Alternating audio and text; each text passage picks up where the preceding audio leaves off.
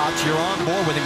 And one thing he was worried about going into this race was all that dirty air created by 34 cars. But right now, the position he's in, he actually has a small advantage because everybody else has opened the air up in front of him. And he, oh, here we go. Trouble, contact, and a huge crash.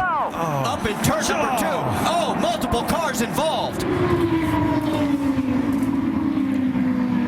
Oh, my. It looks like Dan Wheldon may be involved in it.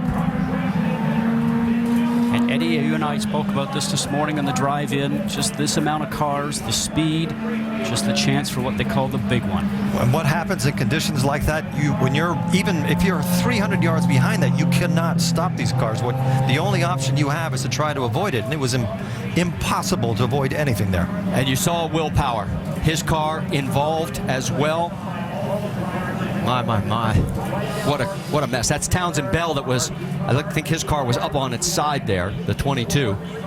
15 there of Jay Howard. An additional entry, excuse me, is up to 19 to 15. I can't see with the sun shining there. Some of the car is broken. They're showing that as Alex Lloyd, the 19. It's the 15 of Jay Howard. Yes. One of the cars actually flew for about 200 yards in the air.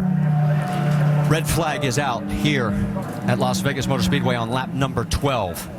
And from high above, you can see the carnage. We talk about the car going through the air. Eddie, you know that these cars run so low down to the ground. We mentioned before, we saw them hitting the ground and sparking, that anything underneath the car, underneath the floor, underneath the tub, really just gets the air underneath the car itself, and up it will go.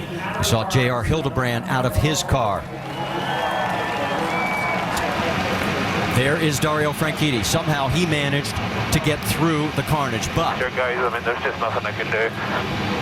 Will Power did not. 10-4. They are going to stop you at pit lane on the right-hand side. They want the drivers to stay in the cars. What Franchitti was alluding to is there's nothing he can do avoiding the debris that's on the track. Well, there is debris everywhere. You can see just how many cars are literally torn apart.